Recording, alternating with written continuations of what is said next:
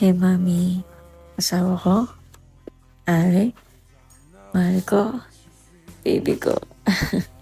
Ewan ko, sobrang dami na nga natin tawagan. Pero, sorry pero di na ako gagawa ng LSM ngayon. Ang gusto ko talaga kasi sabihin to sa'yo ng personal. Kaso nga, di ba, nasa malayo ako. So, alam ko kahit itong video na to na may voice over ko, bago, pero alam kong kulang to. Kasi, alam ko naman kung ano talaga yung gusto mo eh. Pero hindi ko maibigay. Kasi nasa malayo ako. Pero, gusto ko lang kasi na malaman mo na kahit nasa malayo ako, hindi naman nagbago yung nararamdaman ko para sa'yo eh. Alam mo, bukod dito sa sabi ko ng gusto kong sabihin sa'yo dito, gusto ko na rin marinig ng ibang tao, kaya ipopost ko to dito. Na kung bakit ikaw at ikaw pa rin.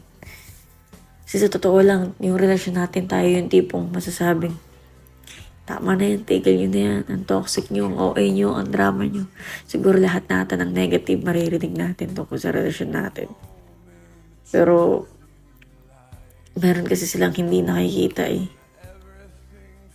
Kung bakit nga ba hindi natin mabitawan ng isa't isa. At tayo lang yung nakakaalam.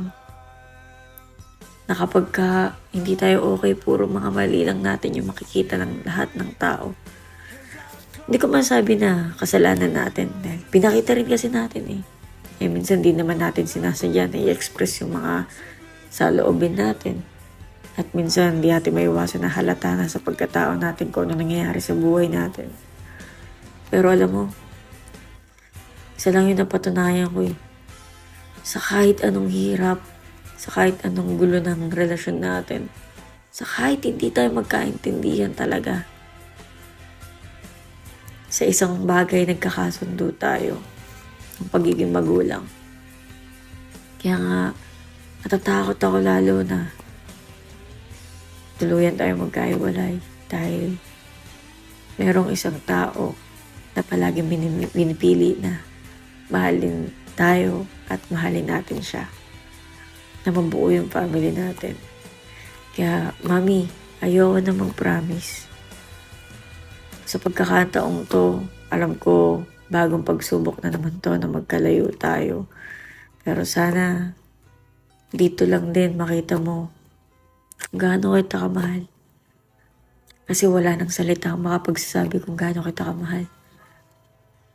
Lahat na lang ng ginagawa ko para sa'yo. Yun na lang yung tignan mo. At kapag nalaman mo at naramdaman mong mahal mo rin ako, sana wag mo ko iwanan. Sana wag mo akong bitawan. I love you so much. Happy anniversary. Happy 3rd anniversary.